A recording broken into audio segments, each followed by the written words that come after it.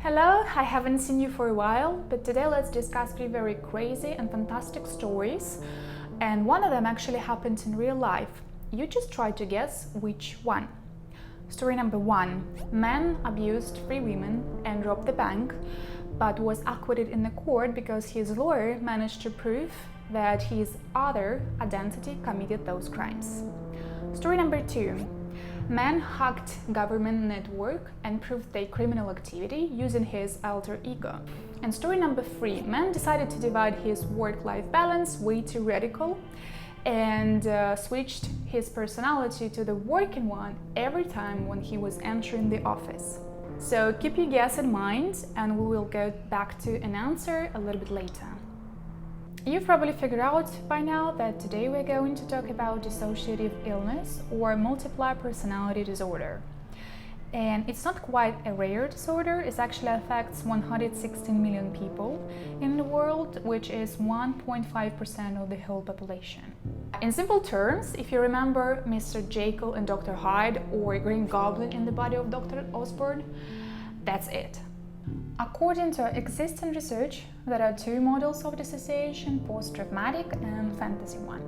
Fantasy models, one person daydreams, avoids reality, making up new worlds for themselves. Usually such person is psychologically unaccepting their real identity, dissatisfied with his life and self-esteem and etc.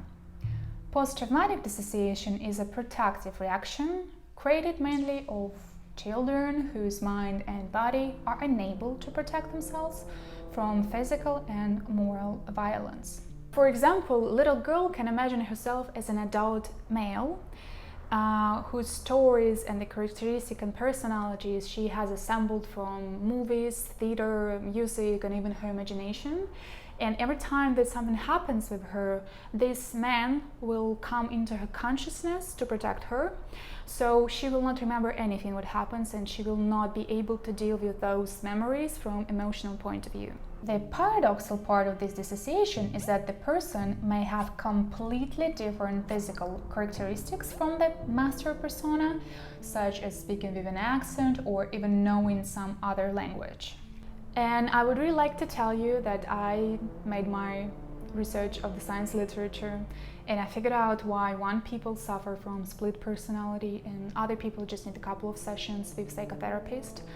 But neither psychotherapist or neurobiologists cannot answer that question. Patients with DID usually show increased cardiovascular responses like increased heart rate and blood pressure and greater amygdala activity, as well as lower activity of cingulate gyrus, parietal cortex, and parahippocampus. This is triggered by so-called the sympathetic nervous system. So sympathetic nervous system usually activates during the stress situations. That is, the body goes into the state of alertness and activates so-called fight or flight condition.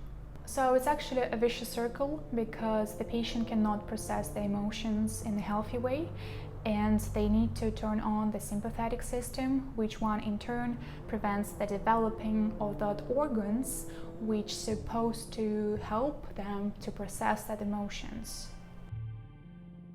So now we are done with our science theory, kids, and it's time to go back to our stories. Story number three is absolutely my favorite of this year TV show, Severance. The problem of life-work balance has been presented there literally, but there are also a lot of metaphorical references to really existing companies and the way how they exploit their employees and treat them. So it's really, really relatable. And there is only one season so far, so I'm looking forward to see the next one. The Hacker Story, or story number two, is a well-known TV show and it's called Mr. Robot, played by talented Rami Malek. The series is finished, so you can enjoy it from the beginning to the end. Also looking ahead, I would like to recommend you the classic of the genre, movie Fight Club. And for fans of quality comic book adaptations, the series Legion. So now it's actually time of the real story, which actually have happened. And man was accused in raping 3 women and robbing a bank, but found not guilty, even if court had really strong and solid evidences against him. And that story happened in the United States in 70s, and the name of the man was Billy Milligan. Billy had 24 different identities.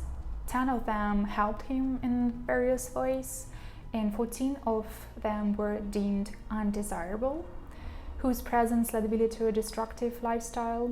And as a child, Billy was physically and sexually abused repeatedly by his stepfather. And according to his testimony, he met his first identity after the first abuse. Then he was around 3-4 years old. Each personality was unique and had special talents, knowledge of language, tools, some were children or even women. Billy was describing it as having a big scene full of light, and whoever is presented on that scene takes control over the body. Usually identities were counseling with each other to decide whose time it was, but of course sometimes one of the undesirable personalities were taken over and committed the crimes described above.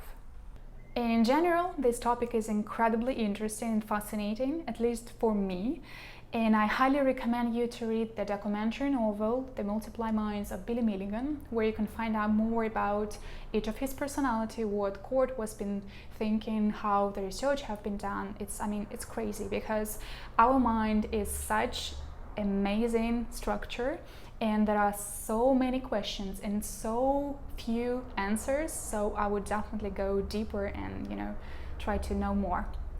Anyway, if you know any movies and you have any recommendations for me related to the topic, please let me know, and live long and prosper.